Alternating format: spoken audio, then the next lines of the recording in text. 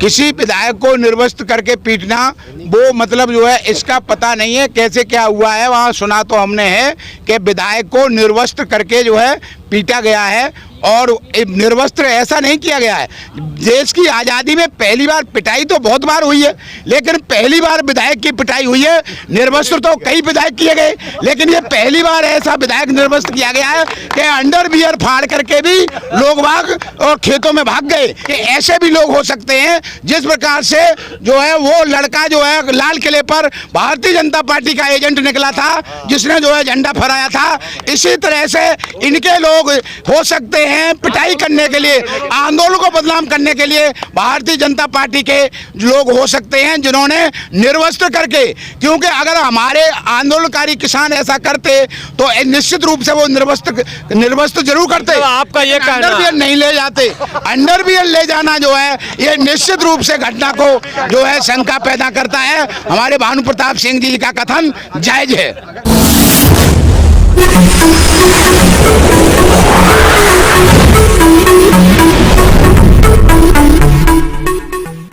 मैं सुरेंद्र यादव जो है मैनपुरी से आया हूं, और जो है अखिल भारतीय किसान यूनियन बैनर तले जो है हम लगातार आंदोलन कर रहे हैं, और आज 124वां दिन है।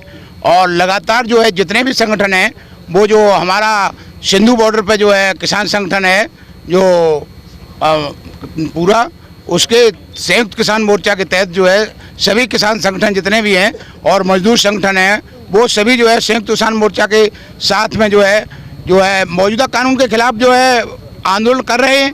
और पूरे देश की जन जन की ये आवाज़ बन चुकी है, जन आंदोलन बन चुका है कि जो जो रोटी खाता है गेहूं की, बाजरा की और मक्का की, वो सबका ये आंदोलन है कि आखिरकार ये आंदोलन कहाँ पहुँचेगा, आखिरकार जो है जो चीज़ें जो है कैसे बदलेंगी। तो जन जन का आंदोलन है। आज पहली बार देश आज़ादी के पहली बार जो है होली के दिन इतनी संख्या में बाहर राज्यों के लोग गाजीपुर बॉर्डर पर उपस्थित हैं। इसका मतलब क्या संदेश जा रहा है? सरकार आखिरकार किसी न किसी सूरत में सरकार को मानना ही पड़ेगा कि आप संख्या बता रहे हैं, सरकारी चैनल तो दिखा रही है कि लोग हैं ही नहीं, सब धीरे धीरे चले गए। सरकारी चैनल ये कह रहे हैं, सरकारी चैनलों का ये मानना है कि जब 8:30 बजते हैं सुबह के, तो सरकारी चैनल वाले मंच के पास जाते हैं गाजीपुर बॉर्डर पर और सिंधु बॉर्डर पर, टिकरी बॉर्डर पर मंच का फोटो लेते हैं। उस समय सफाई मंच की होती है।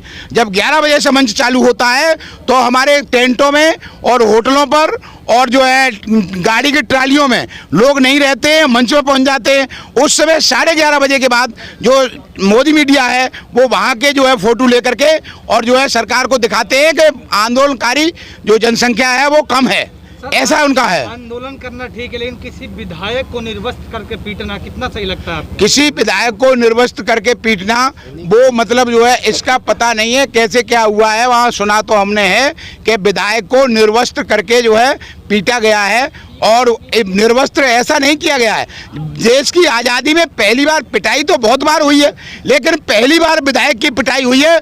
निर्वस्त्र तो कई विधायक किए गए, लेकिन ये पहली बार ऐसा विधायक निर्वस्त्र किया गया है कि अंडरवियर फाड़ करके भी लोग भाग और खेतों में भाग गए। यही तो बात है, आक्रोश है। ये आक्रोश है देश की जनता का कि सरकार का, भारतीय जनता पार्टी का ये ऐसा आक्रोश है जैसा ईस्ट इंडिया कंपनी के समय पे गांधी के जमाने में हुआ था। ये आक्रोश है निश्चित रूप से। हमारे भानु प्रताप जी कहेंगे कुछ। ऐसा भी तो हो सकता है यादव साहब की जो पिटाई की गई है वो बीजेपी वालों ने करी हो, और आरोप जो किसानों पर लगा। हमारे भानु प्रताप जी बहुत बड़े नेता हैं, सुप्रीम कोर्ट के वकील हैं, लगातार आंदोलन कर रहे हैं, किसान आंदोलन को लगातार समर्थन दे रहे हैं। 6 महीना से मैं देख रहा हूं उनको लगातार। इनका कहना यह है कि ऐसे भी लोग हो सकते हैं। जिस प्रकार से जो है वो लड़का जो है लाल किले पर भारतीय जनता पार्टी का एजेंट निकला था, जिसने जो है झंडा फहराया था, इसी तरह से इनके लोग हो सकते हैं पिटाई करने के लिए, आंदोलन को बदनाम करने के लिए भारतीय जनता पार्टी के लोग हो सकते हैं जिन्होंने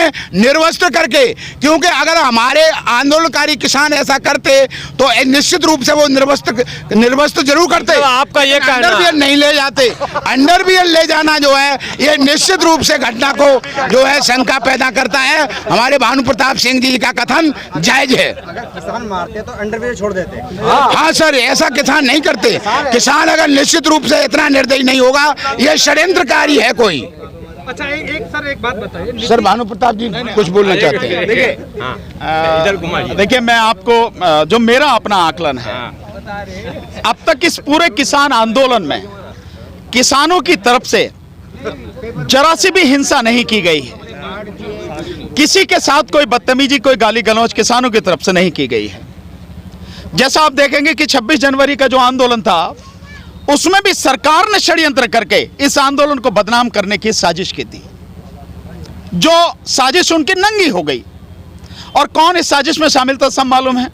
गृह मंत्री, गृह मंत्रालय की तरफ से, गृह मंत्री के माध्यम से वो सारी साजिश हुई थी 26 तारीख की। ये जो घटना है, मेरा ऐसा अंदेशा है कि ये घटना भी आरएसएस या बीजेपी के ही लोगों द्वारा की गई है इस आंदोलन को बदनाम करने के लिए, क्योंकि आज 4 महीने से ज्यादा हो गए और आंदोलन हिल नहीं रहा और लगातार मजबूत हो रहा है और पूरे देश में अपनी पकड़ बनाता जा रहा है, बड़ा फैलता चला जा रहा है। तो इस आंदोलन को कैसे बदनाम किया जाए, इस आंदोलन को कैसे तोड़ा जाए, लोगों के दिमाग में इस आंदोलन के विरोध में कैसे भावना जो भड़काई जाए, ये मुझे उस साजिश का हिस्सा लगता है। जैसे मैं एक अभी बात मेरी पूरी नहीं सुन ली। वो इसलिए भी लगता है कि सरकार ने सारे हथकंडे अपना लिए लेकिन आंदोलन हिला नहीं। हटने की तो बहुत दूर की बात है, हिला भी नहीं। पर अब जो है ये सरकार, भाजपा सरकार, अब आप देख रहे होंगे धीरे धीरे, अगर टीवी पर देखते होंगे शाम को, कोरोना महामारी को दोबारा से लाया जा रहा है। अगर पिछले 8 दिन की अगर आप रिपोर्ट देखें तो 17-18 हजार जो संख्या थी कोरोना वालों की, संक्रमित लोगों की, आज वो संख्या 70 हजार के लगभग हो चुकी है। इतने तेजी से तो लोगों के दिमाग में एक सवाल आना चाहिए, जब मोदी जी इतनी सेवा कर रहे हैं देश की, पता नहीं कहां कहां से लाके जो है वैक्सीन लगवा रहे हैं, और वो लाला रामदेव जो है वाकई भी कोरोना जो वैक्सीन है, जिन क्या क्या गोली कोरोनिल वो भी चल रही। बस जब इतनी दवाई दे रहे हो, लगातार वैक्सीनेशन कर रहे हो, टीके लगवा रहे हो, तो ये फिर कोरोना कैसे बढ़ रहा है? या तो आपकी दवा बेकार है या आप साजिश कर रहे हैं। और मैं ये कह सकता हूं न केवल दवा बेकार है बल्कि साजिश है, कोरोना का डर दिखा के और फिर लॉकडाउन करके 144 धारा लगा के इस आंदोलन को खत्म करने की, ये वही साजिश का हिस्सा है जो भी कुछ हो रहा है। जब अफवाह आपने बता दी तो मैं और क्या कहूंगा भाई, आप ही ने तो अफवाह बताई है। तो आप देखो अफवाह उड़ाने में और फेंकने में तो मोदी जी और उनकी पार्टी और आरएसएस का जवाब नहीं है। इतनी लंबी लंबी फेंकते हैं कि समेटी नहीं जाती। अभी बंगाल में, वहां बांग्लादेश में फेंक के आए ना, क्योंकि बांग्लादेश की आजादी के लिए जेल गए। तो भैया अफवाह उड़ाने वाले वही हैं। नहीं सर, आपने अच्छा चलाने वाले भी वही हैं। सवाल बड़ा अच्छा आपने उठा दिया। ये करना था हम लोगों को। 1971 में माने बांग्लादेश पाकिस्तान से अलग होता है।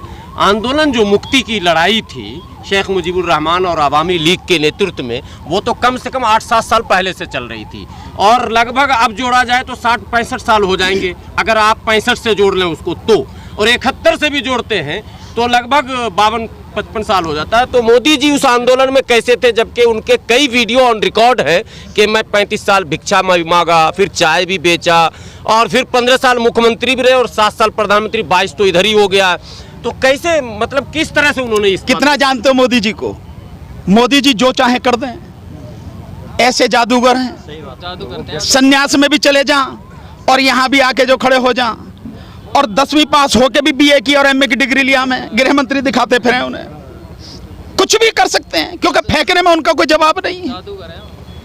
ये जो सारी चीजें हैं, इन सारी चीजों को मोदी जी से सीखने की जरूरत है कि अगर, लेकिन लोग भरोसा कर रहे हैं। नहीं, कहां भरोसा कर रहे हैं?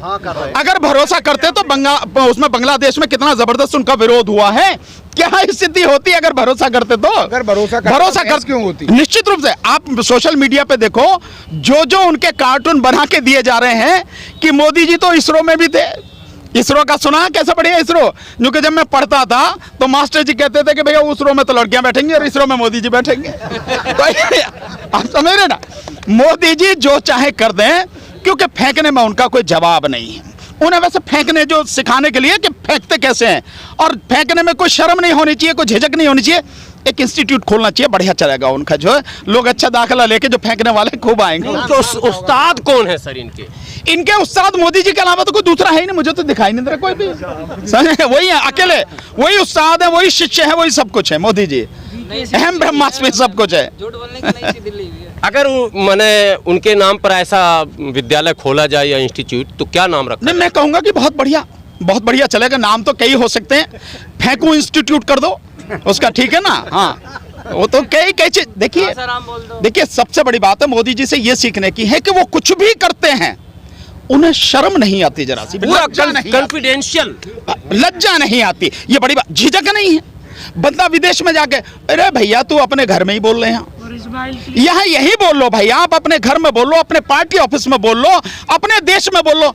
विदेश में भी जाके यार नाक कटा रहे हो देश की, कम से कम इतना तो मत करो भाई मेरे। लेकिन मोदी जी को शर्म नहीं आती, इसलिए तो मैं कहता हूँ बिल्कुल बेशर्मी से सारी चीजें बोलते हैं।